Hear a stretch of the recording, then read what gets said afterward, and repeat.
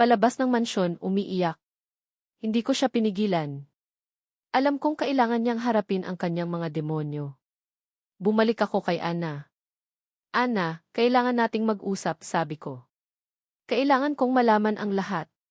Kung paano mo natuklasan ang lahat ng ito. At higit sa lahat, kailangan kong humingi ng tawad sa iyo. Sa lahat ng sakit na dinanas mo. Umiling si Ana. Hindi mo kasalanan, Adrian. Ang lahat ng ito ay kasalanan ni Sofia. Ngunit ngayon, kailangan nating maging matatag para kay Athena. Kailangan nating sabihin sa kanya ang totoo. Napatingin ako sa kanya. Ang kanyang mga mata ay puno ng pagmamahal at pag-asa. Sa kabila ng lahat ng sakit na dinanas niya, nananatili siyang matatag. At sa sandaling iyon, naramdaman ko ang isang kakaibang koneksyon sa kanya. Isang koneksyon na mas malalim pa sa anumang nakaraan. May isang bagay pa akong sasabihin sa iyo, Adrian, sabi ni Ana, ang kanyang mga mata ay puno ng pag-aalinlangan. May isang bagay na nangyari noon, bago pa man mangyari ang lahat ng ito. Napatingin ako sa kanya. Ano pa ang kailangan kong malaman? Naalala mo ba ang isang aksidente, ilang taon na ang nakalipas? Kung saan muntik nang masagasaan si Athena ng isang sasakyan, tanong niya. Tumango ako. Naalala ko. Nagmamadali ako noon at muntik na siyang masagasaan. Ngunit may isang babae na biglang lumitaw at iniligtas siya. Ngumiti si Ana. Ako yon, Adrian. Ako ang babaeng nagligtas kay Athena. Nanlaki ang aking mga mata. Ang babaeng nagligtas sa aking anak. Ang babaeng naghahanap sa kanyang anak. Ang lahat ay tila isang malaking puzzle na ngayon lang nabuo. Ang lahat ng ito ay tila nakatadhana. Ang revelasyon ni Ana ay nagpabago sa lahat. Hindi lang pala siya ang ina ni Athena, kundi siya rin ang taong nagligtas sa buhay ng anak ko. Ang tadhana ay tila naglaro sa aming lahat, inikot ang mga pangyayari upang sa huli ay magtagpo kami. Ang dating pagkalito at galit ko ay napalitan ng isang malalim na paghanga at pagmamahal kay Ana. Siya ang babaeng matagal ko nang hinahanap, ang babaeng nakatakdang maging bahagi ng aking buhay at ni Athena. Ikaw yon, ang tanging nasabi ko, ang aking boses ay puno ng pagkabigla at pasasalamat. Ang babaeng iyon hindi ko makakalimutan ang ginawa mo. Umiti si Ana, isang ngiting puno ng lungkot at pag-asa. Noon pa man, may koneksyon na kami ni Athena. Hindi lang natin alam. Napayuko ako. Ang bigat ng lahat ng kasinungalingan ay tila bumalik sa akin. Patawarin mo ako, Ana. Sa lahat ng nangyari. Sa lahat ng sakit na dinanas mo. Hindi ko alam. Kung alam ko lang sana di. Huwag mong sisihin ang sarili mo, Adrian, sabi niya, lumapit sa akin at hinawakan ang aking kamay. Ang kanyang paghawak ay malambot ngunit puno ng pag-unawa. Ang mahalaga, alam na natin ngayon ang totoo. Kinabukasan, kinausap namin si Athena. Ito ang pinakamahirap na bahagi. Paano mo ipapaliwanag sa isang 6 na taong gulang na bata na ang taong itinuring niyang ina ay hindi pala niya tunay na ina at ang kasambahay niya pala ang tunay? Naupo kami ni Ana sa harap niya, sa kwarto niya. Si Athena ay naglalaro ng kanyang mga manika. Athena, anak, simula ko, ang aking boses ay malumanay. May kailangan kaming sabihin sa iyo ni Manang Ana. Nag-angat siya ng tingin, ang kanyang mga mata ay puno ng kuryosidad. Nagpatuloy si Ana, ang kanyang tinig ay nanginginig ngunit puno ng pagmamahal. Athena, tanda mo ba ang panaginip mo tungkol sa isang babae na kumakanta sa iyo? Tumango si Athena. Ako yon, anak, sabi ni Ana, ang kanyang mga mata ay puno ng luha. Ako ang tunay mong ina, Athena. Ako si Mama. Nanlaki ang mga mata ni Athena. Tiningnan niya kami, pagkatapos ay tumingin siya sa pagitan namin. Si Mama? Tumango ako. Anak. Si Ana ang iyong mama. Siya ang nagbigay sa iyo ng buhay. Nagduda si Athena sa simula. Napakabata pa niya para lubusang maintindihan ang lahat. Ngunit nang yakapin siya ni Ana, at kinantahan siya ng lulabi na pamilyar sa kanya, ang mga mata ni Athena ay napuno ng luha. Yumakak siya pabalik kay Ana ng mahigpit. Mama, bulong niya habang umiiyak. Kayo po ba talaga si Mama? Anak ko, sabi ni Ana, habang umiiyak din ako si Mama. At hinding-hindi na kita iiwan. Ang sandaling iyon ay napakabigat, ngunit napakaganda. Ang muling pagtatagpo ng isang ina at kanyang anak. Ang sakit ng nakaraan ay tila unti-unting naghihilom. Ang sumunod na araw ay ginugol namin sa pagpapaliwanag ng lahat kay Athena, sa paraang maiintindihan niya. Unti-unti naunawaan niya. Ang kanyang galit at pagkalito ay napalitan ng pagmamahal kay Ana. Samantala, hinarap ni Sofia ang mga kahihinatnan ng kanyang mga aksyon. Sa tulong ng mga ebidensya mula kay Nurse Lena at ang aking testimonya, nahaharap siya ngayon sa mga kasong kriminal. Ang kanyang reputasyon ay nawasak at ang kanyang pamilya ay tila iniwan na siya. Ito ang kanyang parusa para sa lahat ng sakit na kanyang idinulot. Ang mansyon Santillan ay unti-unting napuno ng buhay. Ang dating kalungkutan ay napalitan ng tawanan at pagmamahalan. Si Ana, ngayon ay hindi na isang kasambahay kundi isang ina at ang aking katuwang ay nagdala ng liwanag sa aming buhay. Si Athena ay mas masaya at mas malapit sa aming dalawa. Isang araw, habang naglalakad kami sa hardin, hinawakan ko ang kamay ni Ana. Ana, may gusto akong sabihin sa'yo, sabi ko. Tiningnan niya ako, ang kanyang mga mata ay puno ng pag-asa. Matagal ko nang hinahanap ang kapayapaan sa buhay ko, simula ko. Ang isang pamilya. At ngayon, natagpuan ko ito sa'yo. Gusto kong maging asawa ka, Ana.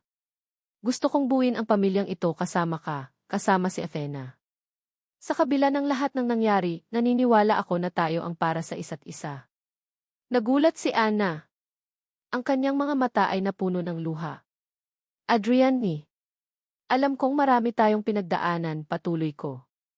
Ngunit ang lahat ng ito ay nagpatibay sa atin. Pinatunayan mo sa akin na ang tunay na pagmamahal ay hindi sumusuko. At ang tunay na pamilya ay binuo hindi lang ng dugo, kundi ng pagmamahalan, tiwala at pagpapatawad. Ngumiti si Ana. Mahal din kita, Adrian.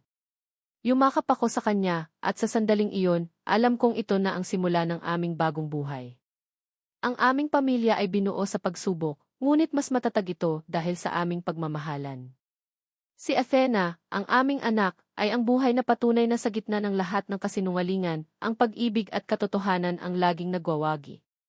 Ikinasal kami ni Ana sa isang simpleng seremonya, kasama ang aming malalapit na kaibigan at si Aling Nena. Si Athena, suot ang isang magandang puting damit, ay ang aming flower girl. Ang kanyang mga ngiti ay nagbigay ng kulay sa aming kasal. Sa huli, ang mansyon na dating puno ng kalungkutan at lihim ay naging tahanan ng pagmamahalan. Hindi na lang ito basta bahay, kundi isang pamilya na pinagbuklod ng mga pagsubok, ng pagpapatawad, at ng walang hanggang pag-ibig. At sa bawat araw, ipinapaalala sa amin ni Athena na ang pinakamahalagang kayamanan sa mundo ay hindi ang materyal na bagay, kundi ang pagmamahalan ng isang tunay na pamilya. Maraming salamat sa inyong lahat, aming minamahal na tagapakinig, sa pagbibigay ng inyong oras at puso upang pakinggan ang kwento ni Ana at Adrian. Sa bawat kabanata, kasama namin kayo sa pagtawa, pag-iyak at pag-asa. Ang paglalakbay na ito ay hindi magiging kumpleto kung wala ang inyong suporta at pagmamahal. Bilang inyong manunulat, ang paglikha ng kwentong ito ay isang emosyonal na paglalakbay para sa akin. Ang bawat salita ay binuo mula sa puso, na mailayuning iparamdam sa inyo ang bigat ng bawat pagsubok, ang sakit ng bawat pagkakanulo, at ang tamis ng bawat pagbangon. Umaasa akong sa bawat pagsubok na pinagdaanan ni Ana at Adrian, nakita ninyo ang kakayahang bumangon ng pag-ibig sa gitna ng unos. Ang kwentong ito ay isang paalala na sa kabila ng lahat ng sakit at pagtatago, ang katotohanan ay laging mananaig, at ang pagmamahal, lalo na ang pagmamahal na puno ng pagpapatawad at pag-unawa, ang siyang magpapagaling sa lahat ng sugat.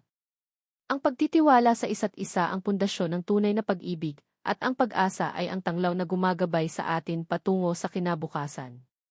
Nais kong marinig ang inyong mga saloobin at damdamin. Anong bahagi ng kwento ang humipo sa inyong puso? Anong aral ang inyong nakuha? Ibahagi ninyo ang inyong mga komento sa ibaba, at kami ay lubos na magpapasalamat. Muli, maraming salamat sa inyong pagiging bahagi ng paglalakbay na ito. Hanggang sa muling pagkikita sa susunod na kwento. Nangyari kagabi sa pagitan nila ni Sofia. Nakita ko ang takot sa mga mata ni Sofia, isang takot na bihira kong makita sa kanya. Nagdesisyon akong hanapin si Ana. Nagtanong ako kay Aling Nena na mukhang abala sa kusina. Aling Nena, nasaan si Ana? Tanong ko. Sir Adrian, umalis po siya kagabi. May emergency daw po, sagot niya, mukhang nag-aalala. Hindi ko po alam kung saan siya nagpunta, pero mukhang may mabigat po siyang dinadala. Isang emergency. Bakit hindi niya ako kinausap? Bakit niya kailangan umalis ng ganito? Nagulantang ako. Hindi ko maintindihan ang biglaang pagkawala ni Ana. Isang kaba ang unti-unting lumalaki sa aking dibdib. Bumalik ako sa aking opisina at nagtungo sa drawer kung saan ko nakita ang resibo ng ospital. Muli kong kinuha ang resibo at tiningnan ang pangalan ng yumaong doktor. Ramirez. Ang pangalan niya ay pamilyar. Parang narinig ko na ang pangalan niya mula sa aking ina, noon pa man. Nagdesisyon akong magsiyasat. Hindi ako mapapakali hanggat hindi ko nalalaman ang totoo. Kung totoo ang hinala ko tungkol kay Sofia, kung may tinatago siyang masama, kailangan kong malaman. Para kay Athena. Tinawagan ko ang aking private investigator, si Mang Tonyo, isang matanda ngunit mapagkakatiwala ang lalaki na matagal nang nagtatrabaho para sa amin. Mang Tonyo, kailangan ko ng tulong mo, sabi ko. Gusto kong malaman ang lahat tungkol sa kapanganakan ni Athena. Ang St. Jude Hospital, J. Ramirez, at lalo na si Sofia. Lahat ng detalye. May pagtataka sa kanyang boses. Sir Adrian, may problema po ba? May nararamdaman lang akong mali, Mang Tonyo. Kailangan kong malaman ang katotohanan. Hindi ko alam kung bakit, ngunit ang pagkawala ni Ana ay nagbigay sa akin ng kakaibang pakiramdam. May connection ba ito sa mga hinala ko? Samantala, lumipas ang mga araw na puno ng pag-aalala. Si Athena ay mukhang malungkot at laging nagtatanong kung kailan babalik si Ana. Hindi ko masagot ang kanyang mga tanong. Isang hapon, habang abala ako sa opisina, tumawag si Mang Tonyo. Ang kanyang boses ay seryoso. Sir Adrian, may nalaman po ako, sabi niya. Mayroong isang nurse sa St. Jude Hospital, si Nurse Lena. Nagretiro na po siya, pero may alam daw po siya tungkol sa inyong anak. At tungkol kay Senora Sofia. Biglang bumilis ang tibok ng puso ko. Nasaan siya ngayon, Mang Tonyo? Kailangan ko siyang makausap. Nagset kami ng meeting kinabukasan sa isang coffee shop na malayo sa mansyon. Habang papunta ako doon, tila bawat segundo ay napakabagal. Ang bawat hininga ko ay puno ng pag-asa at takot. Pagdating ko sa coffee shop, nakita ko si Mang Tonyo at isang matandang babae na nakaupo sa isang sulok. Si Nurse Lena. Ang kanyang mukha ay puno ng lungkot at pagsisisi. Sir Adrian, sabi ni Nurse Lena, ang kanyang boses ay nanginginig. Patawarin po ninyo ako. Natakot po ako noon. Nagbayad po si Senora Sofia sa akin para palitan ang sanggol. Nanlaki ang aking mga mata. Ano? Anong ibig mong sabihin? Nagsimula siyang ikwento ang lahat. Kung paano nawala ng pag-asa si Sofia na magkaroon ng anak dahil sa kanyang infertility, kung paano niya nakita si Ana sa ospital, at kung paano niya planuhin ang pagpapalit ng mga sanggol. Ang kanyang anak ay may birth defect, at para hindi malaman ni Adrian ang totoo, pinalitan niya ang sanggol. Ang aking mundo ay gumuho. Ang bawat alaala ko kay Athena, ang bawat ngiti, ang bawat yakap, lahat ay tila isang kasinungalingan. Ang babaeng mahal na mahal ko, na kinikilala kong aking anak, ay hindi pala. Ang lahat ng pinaniniwalaan ko ay isang malaking kasinungalingan na binuo ni Sofia. Sino ang tunay na ina ni Athena? Tanong ko, ang aking boses ay halos hindi na lumalabas. Napayo ko si Nurse Lena. Si Ana po, sir. Si Ana Reyes. Ang inyong kasambahay. Siya po ang tunay na ina ni Athena. Isang malaking suntok ang tumama sa aking dibdib. Ana. Ang babaeng pinaghihinalaan ko, ang babaeng nakikita kong may kakaibang koneksyon kay Athena. Siya ang tunay na ina. Ang lahat ng nangyari, ang kanyang pagiging misteryoso, ang kanyang pagiging malapit kay Athena, ang kanyang pagkawala, lahat ay nagkaroon ng kahulugan. Naramdaman ko ang matinding sakit, hindi lang dahil sa kasinungalingan ni Sofia, kundi dahil sa sakit na dinanas ni Ana. Ang pagkawala ng kanyang anak, ang paghahanap niya sa loob ng 6 na taon. At ako, bilang ama, ay walang kaalam-alam. Isang galit ang kumulo sa aking kalooban. Kay Sofia. Sa aking sarili. Kailangan kong hanapin si Ana. Kailangan kong humingi ng tawad. At higit sa lahat, kailangan kong ibalik ang hustisya sa aking anak. Ang lahat ay tila isang malaking palaisipan na ngayon lang nabuo. Si Ana, ang kasambahay na aking pinaghihinalaan, ay ang tunay na ina ng aking anak. Ang sakit at galit na naramdaman ko ay hindi maipaliwanag. Paano nagawa ni Sofia ang ganitong kalupitan? At paano ako naging bulag sa loob ng 6 na taon? Pagkatapos ng pag-uusap ko kay Nurse Lena, agad akong nagmaneho pabalik sa mansyon. Ang aking isip ay puno ng mga tanong at galit. Kailangan kong harapin si Sofia. Kailangan kong malaman ang lahat ng detalye. At higit sa lahat, kailangan kong ibalik ang hustisya kay Ana at kay Athena. Pagdating ko sa mansyon, nakita kong nakaupo si Sofia sa sala, tila walang nangyari. May ngiti siya sa kanyang labi, ngunit nang makita niya ako, biglang nawala ang kanyang ngiti. Alam kong alam niya na. Sofia, kailangan nating mag-usap, sabi ko, ang aking boses ay kalmado ngunit may bahid ng pagbabanta. Anong pag-uusapan natin, Adrian? Tanong niya, sinisikap na maging kalmado. Tungkol ba sa katulong na iyon? Sinabi ko na sayo, hindi siya karapat-dapat dito. Hindi tungkol sa kanya, sabi ko, lumapit sa kanya. Tungkol ito sa katotohanan. Tungkol sa anak natin. Tungkol sa mga kasinungalingan mo. Nanlaki ang kanyang mga mata. Anong sinasabi mo? Alam ko na, Sofia, sabi ko, ang aking boses ay tumataas. Alam ko ang lahat. Ang pagpapalit ng mga sanggol. Ang pagbayad mo kay Nurse Lena. Ang lahat ng kasinungalingan mo. Biglang namutla ang kanyang mukha. Ang kanyang mga kamay ay nanginginig. Hindi totoo yan, Adrian. Nagsisinungaling lang ang matandang nurse na iyan. Huwag ka nang magsinungaling, Sofia, sigaw ko, ang aking galit ay hindi na mapigilan. Alam ko ang lahat. Ang anak na ipinanganak mo ay may birth defect. Hindi mo ako kayang lokohin. Napaiyak si Sofia. Natakot ako, Adrian. Natakot akong iwan mo ako. Natakot akong mawala ang lahat ng ito. At dahil sa takot mo, sinira mo ang buhay ng isang inosenteng ina at ng kanyang anak, tanong ko, ang aking boses ay puno ng pagkamuhi. Paano mo nagawa yan, Sofia? Paano mo nagawa ang ganitong kalupitan? Hindi ko sinasadya, sigaw niya, habang umiiyak. Gusto ko lang magkaroon ng pamilya. Gusto ko lang maging masaya. Ang kaligayahan mo ay binuo mo sa kasinungalingan at sakit ng iba, sabi ko, ang aking boses ay nanginginig. Hindi ka karapat-dapat sa anumang kaligayahan. Hindi ka karapat-dapat sa pagiging ina. Narinig namin ang tunog ng pintuan na bumukas. Si Ana. Nakatayo siya sa pintuan, ang kanyang mga mata ay puno ng luha, nakikinig sa lahat ng aming pag-uusap. Ana, bulong ko, lumapit sa kanya. Patawarin mo ako. Hindi ko alam. Hindi ko alam ang lahat ng ito. Umiling si Ana, ang kanyang mga mata ay nakatingin kay Sofia. Kailangan mong harapin ang lahat ng ito, Sofia, sabi niya, ang kanyang boses ay kalmado ngunit puno ng determinasyon. Hindi mo maaaring itago ang katotohanan sa habang buhay. Biglang tumakbo si Sofia papunta sa akin at hinawakan ang aking braso. Adrian, huwag kang maniwala sa kanya. Nagsisinungaling siya. Gusto niya lang sirain ang pamilya natin. Tinanggal ko ang kanyang kamay.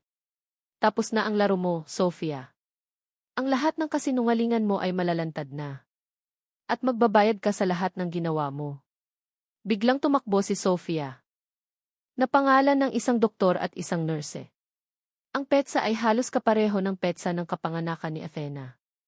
Sa ilalim ng resibo, may nakasulat na urgent, confidential. Nagulantang ako. Hindi ko matandaan na nakita ko ito. Paano ito napunta sa opisina ko?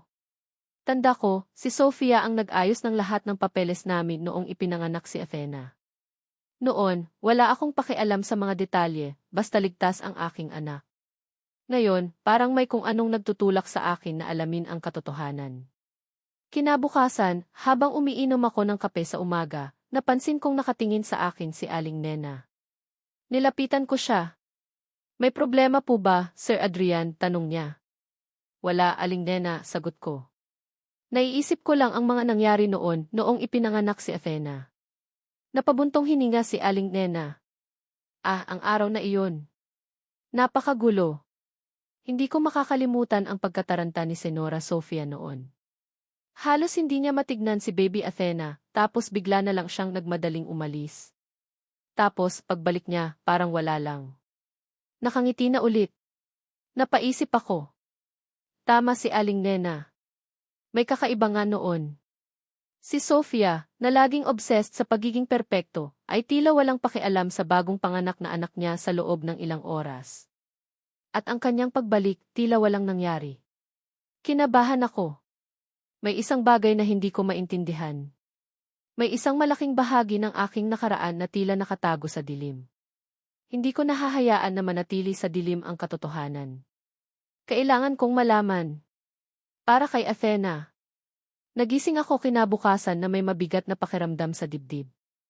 Ang mga salita ni Sofia, ang nakita kong medical records, at ang mga alaala ni Aling Nena, lahat ay tila nagtuturo sa isang direksyon. Kailangan kong kumilos. Ngunit paano? Paano ako maghahanap ng ebidensya nang hindi nalalaman ni Sofia at ni Adrian?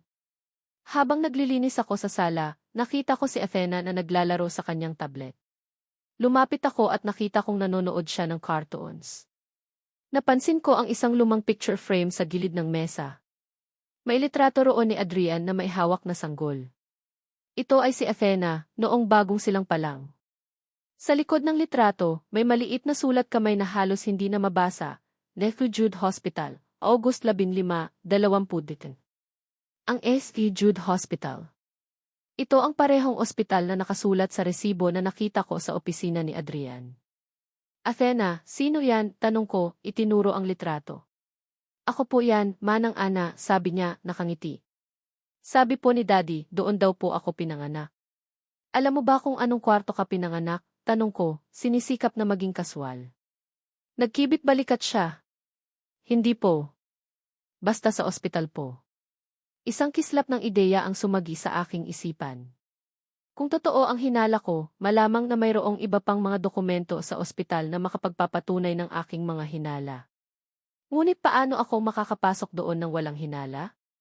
Nang gabing iyon, habang abala ang lahat sa mansyon, nagkunwari akong masama ang pakiramdam at humingi ng pahintulot kay Aling Nena na lumabas para bumili ng gamot sa butika. Nagmamadali akong sumakay ng taxi patungong St. Jude Hospital. Pagdating ko sa ospital, ang bawat sulok ay tila nagpapabalik sa akin sa masakit na nakaraan. Ang amoy ng disinfectant, ang tunog ng mga monitor, lahat ay nagdulot ng panginginig sa aking kalamnan. Nagpunta ako sa records section at nagtanong tungkol sa mga birth records mula 6 na taon na ang nakalipas. Sinabi ko na hinahanap ko ang aking nawawalang kapatid at mayroon akong ilang impormasyon tungkol sa petsa at pangalan. Napakabagal ng proseso. Kailangan ko ng proof of kinship para makakuha ng impormasyon. Ngunit hindi ako sumuko. Sa aking paghihintay, napansin ko ang isang matandang nurse na naglalakad sa hallway. Ang kanyang mukha ay tila pamilyar. Ito ay si Nurse Lena, ang nurse na naroon sa aking panganganak, at ang pangalan niya ang nasa resibo na nakita ko. Nurse Lena, tawag ko, nag-aalangan. Lumingon siya, at nanlaki ang kanyang mga mata nang makita niya ako. Ana! Ikaw ba yan? Ang kanyang boses ay nanginginig. Nurse Lena, kailangan kong malaman ang totoo, sabi ko, lumapit sa kanya. Anong nangyari sa anak ko? Alam kong may koneksyon ka kay Sofia de la Cruz. Biglang namutla ang kanyang mukha. Hindi ko alam ang sinasabi mo. Sinubukan niyang umalis, ngunit hinawakan ko ang kanyang braso. Alam kong alam mo, sabi ko, ang aking tinig ay puno ng desperasyon. 6 na taon na akong naghahanap. Ang bawat gabi, ginugol ko sa pag-iisip kung nasaan ang anak ko. Huwag mo nang itago sa akin ang totoo. Napabuntong hininga si Nurse Lena. Sumama ka sa akin, bulong niya, iginya ako sa isang bakanting silid. Sa loob ng silid, doon niya inilahad ang lahat. Ang pagkasakim ni Sofia, ang kanyang desperasyon na magkaroon ng anak na magpapanatili sa kanya sa piling ni Adrian, ang pagbayad niya kay Nurse Lena para palitan ang mga sanggol. Ang anak ni Sofia ay may birth defect at natakot siyang malaman ni Adrian. Kaya't ipinapalit niya ang aking malusog na sanggol sa kanyang sariling anak. Pinatay ni Sofia ang kanyang sariling anak upang mapanatili ang kanyang lihim. Nanlamig ang buong katawan ko. Ito ay hindi lamang isang simpleng pagpapalit. Ito ay isang krimen. Isang bangungot. Si Sofia de la Cruz ay hindi lamang isang nagtatagong ina. Siya ay isang halimaw. Ang lahat ng ito ay dapat manatiling lihim, Ana, sabi ni Nurse Lena, ang kanyang mga mata ay puno ng takot. Sinabi niya sa akin na kung magsasalita ako, sisirain niya ang buhay ko at ng pamilya ko. Kaya mo itong itago ng napakatagal, tanong ko, ang aking boses ay nanginginig sa galit. Pinabayaan mo akong magdusa sa loob ng 6 na taon. Pinabayaan mo ang anak ko na lumaki sa isang kasinungalingan. Patawarin mo ako, Ana, sabi niya habang umiiyak. Natakot ako. Ang galit at sakit ay bumaha sa aking kalooban. Ang lahat ng hinala ko ay naging isang napakasakit na katotohanan. Ngayon alam ko na. At si Sofia ay magbabayad para sa kanyang ginawa. Ngunit paano? Paano ko ilalantad ang isang babaeng kasing powerful ni Sofia?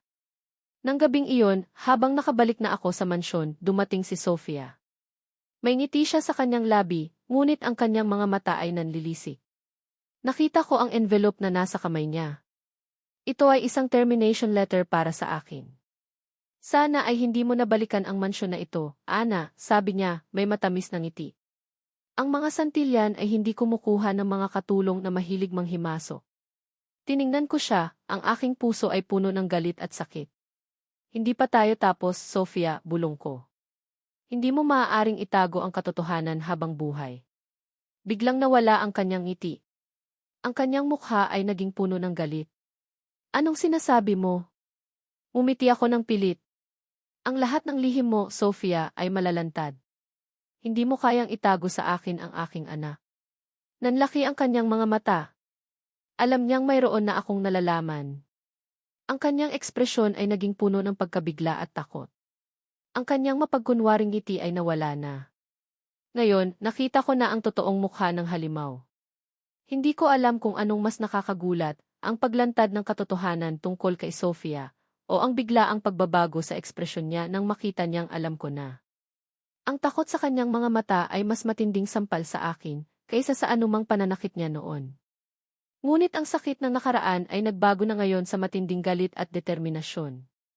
Pagkaalis ni Sofia, nanatili akong nakatayo sa gitna ng sala, ang termination letter ay mahigpit na hawak sa aking kamay. Ang bawat salita niya ay bumabaon sa aking puso, ngunit ngayon, hindi na ito nagdudulot ng lungkot kundi paghamon. Alam na niya. Ito na ang simula ng tunay na laban. Kinabukasan, lumipas ang buong umaga nang wala akong nakikitang Ana. Nagtataka ako. Hindi siya nagpapaalam. May kakaiba sa aking pagkabata sa kanya. Pumasok si Sofia sa kwarto ni Athena nang walang katok. Ang kanyang mga mata ay nanliit nang makita kaming magkatabi. Athena, hindi ka pa ba nakapag-aral? Bakit ka nakikipagdaldalan sa katulong? Ang tinig niya ay puno ng galit, halos galit na galit. Tumayo ako kaagad. Ginagabayan ko lang po si Ma'am Athena sa pagliligpit ng laruan niya, paliwanag ko, kalmado. Wala kang karapatang mag-guidance sa anak ko, singhal niya, lumapit sa akin. Umayos ka sa trabaho mo. Linis lang. Hindi ka dito para magpakananay. Napaatras ako. Ang kanyang mga mata ay nagbabaga. Alam kong sinadya niya ang huling salita. Napakababaw ng kanyang galit, ngunit napakatindi ng kanyang pagbabanta. Ito ang klase ng babae na handang gawin ang lahat para makuha ang gusto niya.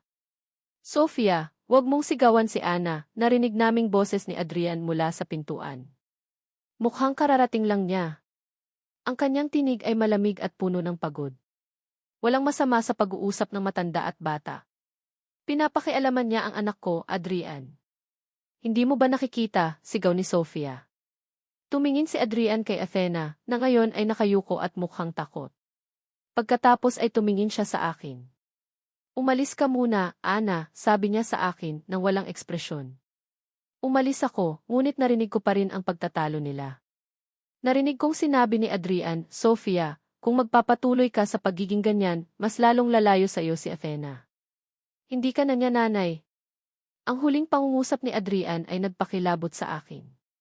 Bakit niya nasabi iyon? Dahil ba sa ugali ni Sofia, o may iba pa siyang alam? Habang naglilinis ako sa library ni Adrian kinabukasan, na napansin kong laging nakakandado, nagulat ako nang makita kong nakabukas ang isang drawer sa ilalim ng kanyang desk. Sa loob, may isang lumang photo album. Nag-aalangan akong buksan, ngunit ang kuryosidad ko ay mas malakas. Nakita ko ang mga litrato nila Adrian at Sofia noong magkasintahan pa sila. Mukha silang masaya noon, ngunit sa mga mata ni Sofia, may isang bagay akong nakita. Isang bagay na tila hindi totoo, parang may pinipilit lang siyang ngiti. Sa huling pahina ng album, may isang nakasingit na folder. Walang label. Binuksan ko ito at nanlaki ang aking mga mata. Medical records ni Sofia. Nakita ko ang mga petsa, ang mga pangalan ng doktor, at sa isang papel, nakasulat ang key reproductive system, infertility, low chances of natural conception. At sa ilalim, may petsa na mas matanda pa sa kapanganakan ni Athena. Ang aking hinala ay naging isang malamig na katotohanan. Hindi siya maaaring magkaroon ng anak. O, napakahirap magkaanak. Nangangahulugan ba ito na hindi niya talaga anak si Athena? Nagkumahog ako sa paghahanap pa ng ibang papel. Nakita ko ang isang resibo mula sa isang kilalang ospital sa Maynila. May petsa na halos kasabay ng kapanganakan ni Athena. Sa ilalim ng resibo, may nakasulat na pangalan ng isang yumaong doktor at isang nurse. Napatingin ako sa pintuan. Wala si Adrian. Naisip ko kaagad ang bangungot ko sa ospital noong nanganak ako. Ang magulong panganganak, ang pagkawala ng aking anak ang yumaong doktor na siyang doktor ko rin noon. Narinig ko ang footsteps ni Adrian na papalapit sa library. Mabilis kong isinara ang folder at ibinalik sa drawer. Pagkatapos ay isinara ko ang drawer na tila walang nangyari. Kinabukasan ng gabi, naglalakad ako sa hallway papunta sa aking kwarto nang marinig ko ang boses ni Sofia. Nagtatago siya sa dilim sa likod ng malaking halaman sa living area, kausap ang isang tao sa telepono. Kailangan natin itong panatilihing tahimik, bulong niya. Walang pwedeng makaalam tungkol sa nangyari sa ospital 6 na taon na ang nakalipas. Lalo na't may bagong babae si Adrian ngayon. Baka maghinala siya. Ang aking puso ay bumilis. 6 na taon na ang nakalipas. Iyon ang eksaktong panahon na nawala ang aking anak. Ang ospital. Ito ang ospital kung saan ako nanganak. Ang mga ebidensya, ang mga hinala at ngayon ang kanyang sariling bibig. Ang lahat ay unti-unting nagiging malinaw. Hindi ako nagkamali. Napaatras ako ng tahimik, ang aking mga kamay ay nanginginig. Si Sofia de la Cruz. Siya ang dahilan ng lahat ng aking paghihirap. Siya ang nagwalda sa aking buhay. Walang duda. Ito na ang simula ng paglabas ng katotohanan. Hindi ko alam kung ano ang dapat kong isipin. Ang mga pagdududa ko kay Sofia ay matagal nang naroon, ngunit ang narinig ko mula sa kanya at ang nakita kong medical records ay nagbigay ng bigat sa aking kalooban. Ang pag-iisip na si Athena ay hindi ko tunay na anak ay isang suntok sa aking sikmura. Paano ko ito hindi napansin? Paano ako naging bulag sa mga pahiwatig na naroon na pala sa simula pa lang? Mula nang dumating si Anna sa mansyon, tila nagkaroon ng kakaibang sigla si Athena. Ang dati tahimik at malungkuting bata ay ngayon masigla ng maglaro at madalas ko na siyang naririnig na tumatawa. Sa bawat gabi, madalas ko siyang makita na nakatingin sa labas ng bintana, tila naghihintay ng kung ano. Ngayon, nakikita ko na siyang masayang nagpipinta kasama si Anna sa hardin. Isang hapon, habang nagtatrabaho ako sa opisina, narinig ko ang mahinang tunog ng piano mula sa sala. Hindi ko alam na may tumutugtog ng piano sa mansyon, bukod sa akin noong bata pa ako. Sinundan ko ang tunog at nakita ko si Anna, nakaupo sa harap ng grand piano, tumutugtog ng isang lumang lullaby. Si Athena ay nakikinig sa kanya, nakasandal sa balikat ni Anna, at nakangiti. Ang musika ay malambing, puno ng pagmamahal. Ito ang lullaby na kinakantahan sa akin ng aking ina noong bata pa ako. Isang kanta na matagal ko nang hindi narinig. Napakasakit sa aking kalooban na makita ang eksenang iyon. Ang ngiti ni Athena, ang pagmamahal na nakikita ko sa mga mata ni Anna habang tinitignan niya si Athena. Bakit hindi ko ito nakita noon? Bakit ako naging bulag sa mga simpleng bagay na ito? Kinabukasan, isang gabi, pag-uwi ko mula sa opisina, nakita kong nagtatalo si Sofia at Anna sa sala. Nagulat ako dahil bihirang-bihira akong makakita ng ganitong eksena sa mansyon ko. Wala kang karapatan na mangialam sa buhay ng anak ko, sigaw ni Sofia, ang kanyang mukha ay namumula sa galit. Sinabi ko na sa'yo, katulong ka lang dito. Hindi ka niya nanay. Nagulantang ako sa mga salitang binitawan ni Sofia. Nanay, bakit niya kailangang bigyang diin ang salitang iyon? May kakaiba sa mga salita niya. Tumayo ako sa pagitan nila. Ano ang nangyayari dito? Tanong ko, ang aking boses ay kalmado ngunit may bahid ng pagbabanta. Siya, Adrian. Siya, sigaw ni Sofia, itinuro ako. Kinakausap niya si Athena tungkol sa kanyang panaginip na nanay. Sinisiraan niya ako sa anak ko. Hindi po totoo yan, sir, depensa ni Ana. Ang kanyang mukha ay kalmado, ngunit ang kanyang mga mata ay nagpapakita ng pagkabahala. Nag-uusap lang po kami tungkol sa araw niya. Nagtanong lang po siya tungkol sa panaginip niya. Tiningnan ko si Sofia. Ang kanyang mukha ay puno ng galit, ngunit may isang bagay sa kanyang mga mata na nagpakilabot sa akin, takot. Tama na, Sofia, sabi ko. Umalis ka muna, Ana. Umalis si Ana, ngunit naramdaman ko ang kakaibang bigat sa aking kalooban. Bakit ganoon na lang ang reaksyon ni Sofia? Bakit niya kailangang maging masyadong defensive? Nagpunta ako sa aking opisina at umupo sa aking upuan. Ang mga salita ni Sofia ay patuloy na umalinggaw sa aking isipan. Hindi ka niya nanay. Nagkaroon ako ng kakaibang pakiramdam. May mali. May isang malaking palaisipan na matagal ko nang hindi napapansin. Kinaumagahan, habang nag-aayos ako ng aking mga papeles sa aking opisina, nahulog ang isang maliit na sobre sa ilalim ng aking desk. Pinulot ko ito at nakita ko ang sulat kamay ni Sofia sa labas. Binuksan ko ito. Sa loob, may isang lumang resibo mula sa ospital. Sa tuktok ay may nakasulat. 2 araw na akong nasa loob ng mansyon ng mga Santillan. Ang bawat sandali ay tila isang nakalululang pagsubok, isang paghahanap sa karayom sa tumpok ng dayami. Ngunit nang dumapo ang aking kamay sa malambot na tela ng isang maliit na damit pambahay na may bordang GEA, ang inisyal na alam kong kay Athena, isang napakalamig na takot ang gumapang sa aking dibdib. Ito ang damit na sinuot niya noong huling beses akong nakakita ng larawan niya, ang damit na tila sumisigaw ng kanyang pagkatao. Pakiramdam ko, muli akong hinila pabalik sa bangungot 6 na taon na ang nakalipas. Ngunit sa pagkakataong ito, hindi ako bibitaw. Anak ko, bulong ko, halos hindi marinig, habang mahigpit kong hawak ang damit. Sa wakas, natagpuan din kita. Ang init ng aking palad ay tila sinasalubong ng lamig ng kawalan. Ito ang hudyat. Ito ang simula ng aking pagbawi. Ang unang araw ko bilang bagong kasambahay sa Santillan Mansion ay parang pagpasok sa isang napakalaking kulungan na nababalutan ng ginto.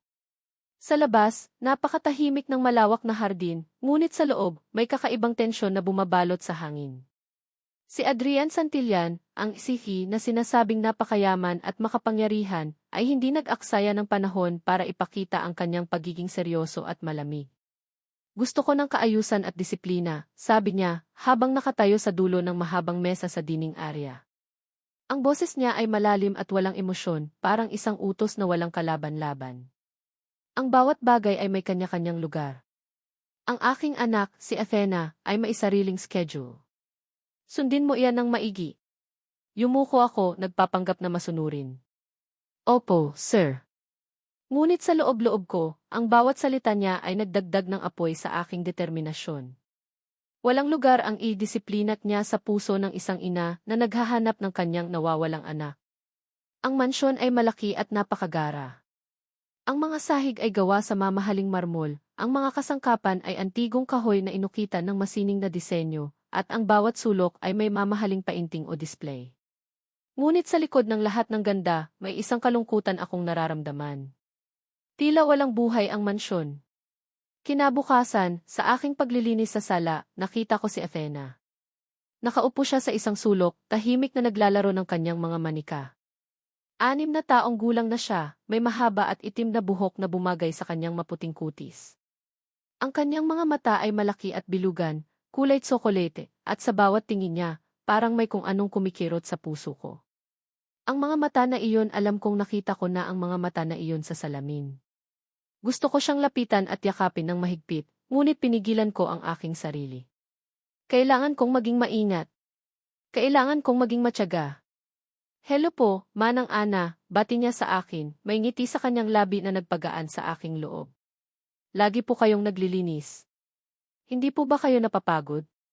Napangiti ako. Ang kanyang boses ay tila musika sa aking pandinig. Hindi, Athena. Masarap maglinis para maging maganda ang bahay ninyo. Sa aming simpleng pag-uusap, unti-unti kong nakita ang kanyang pagiging matalino at mapagmahal. Mahalaga sa akin ang bawat detalye, bawat kilos niya. Ang paraan ng pagtawa niya, ang kanyang mga gawi, ang mga paborito niyang laruan, lahat ay aking inaalala. Ito ang aking anak. Hindi ako pwedeng magkamali. Ilang araw pa ang lumipas, at naging regular ang pagbisita ni Sofia de la Cruz, ang ex-wife ni Adrian. Sa bawat pagdating niya, tila nagiging masikip ang mansyon. Si Sofia ay maganda, may tindig na pangsosyal at palaging nakaayos. Ngunit ang kanyang mga mata ay mayroong lamig na tila yelo. Adrian, kailangan nating mag-usap tungkol kay Athena, naririnig kong sabi niya sa malaking opisina ni Adrian. Ang boses niya ay matinis at puno ng pagmamay-ari. Masyado siyang nagiging malapit sa kung sino-sino. Lalo na sa bagong katulong. Napapansin kong tinitignan niya ako ng masama sa tuwing nakikita niya akong nakikipag-usap kay Athena. Para bang may pinangangalagaan siyang sekreto na ayaw niyang malantad. Ang kanyang pagiging possessive kay Athena ay nakakapagtaka. Bakit siya magiging ganoon kung hindi naman niya tunay na anak? Si Aling Nena, ang matagal ng kasambahay at mayordoma sa mansyon, ay siyang pinakamalapit sa akin. Sa simula, halata ang pagdududa niya sa akin. Ang kanyang mga mata ay palaging nakamasid sa bawat kilos ko. Ngunit sa paglipas ng mga araw, tila unti-unti akong nakukuha ang kanyang tiwala. Madalas niya akong sabihan tungkol sa mga ugali ng pamilya Santillan, lalo na kay Sofia. Mabait si Adrian, sabi ni Aling Nena isang hapon habang naghahanda kami ng merienda. Pero si Senora Sofia, iba yan. Mahilig magmanipula. Hindi mo akalain na galing sa ganoong mayaman na pamilya ang ugali niya. Kinikwento niya rin kung gaano kagulo ang buhay ni Adrian simula nang maghiwalay sila ni Sofia. Halos hindi na umuwi si Adrian noon. Laging nasa office. Si Athena, halos walang nag-aalaga. Ngayon lang ulit naging masigla ang bahay dahil kay Athena at sayo. Isang gabi, habang nag-aalangan akong maglinis sa labas ng opisina ni Adrian, narinig ko silang nag-uusap ni Sofia. Adrian, hindi ko maintindihan kung bakit mo pa pinapayagan ang babaeng iyan na lumapit kay Athena, sabi ni Sofia, ang boses niya ay puno ng galit. Nabanggit na naman ni Athena ang tungkol sa kanyang nanay sa panaginip niya. Kinakabahan ako, Adrian. Paano kung may masamang impluensya ang katulong na iyan? Narinig ko ang buntong hininga ni Adrian. Sofia, hindi natin pwedeng diktahan ang panaginip ng bata. Saka, walang masama kay Ana. Siya lang ang nagpapasaya kay Athena kamakailan. Kung gayon, patuloy ni Sofia, na may tono ng pagbabanta, siguraduhin mong hindi na siya kukuha ng kung ano-anong ideya sa ulo ng anak ko. At kung may ginawa siyang mali, kung may konting pagkakamali siya, ipapaalis ko siya. Naiintindihan mo ba, Adrian? Ayokong may kahit anong magbabago sa setup natin. Si Athena, siya ang akin. At walang ibang pwedeng umangkin sa kanya. Nanlamig ang buong katawan ko. Ang pagbanggit ni Athena tungkol sa kanyang kinanay sa panaginip at ang pagbabanta ni Sofia, hindi ito simpleng pag-aalala. Ito ay pagtatago ng sikreto. At ako, bilang ang babaeng anino, ay nakahanda ng ilantad ang lahat. Hugh.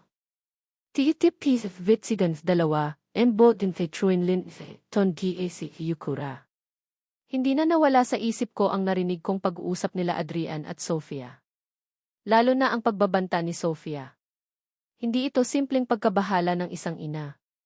May iba pa siyang tinatago. Ang kanyang pagiging mapanuri sa bawat galaw ko, ang paraan niya ng pagtingin kay Athena na tila pag-aari, lahat ay nagpapatunay na hindi lang ito ordinaryong kaso ng selos. Kinabukasan, habang nag-aayos ako ng mga laruan ni Athena sa kanyang kwarto, nakita ko siyang tahimik na nakaupo sa tabi ng bintana, nakatingin sa labas. Lumapit ako at umupo sa tabi niya. Malungkot ka ba, Athena? Tanong ko, malumanay. Nag-angat siya ng tingin. Hindi po. Iniisip ko lang po ang panaginip ko kagabi. Napangiti ako. Anong panaginip yan? Ito ang pagkakataon ko. May isang babae po sa panaginip ko, sabi niya, habang ginuguhit ang hugis ng isang ulap sa bintana. Napakabait niya po. Kinakantahan niya po ako.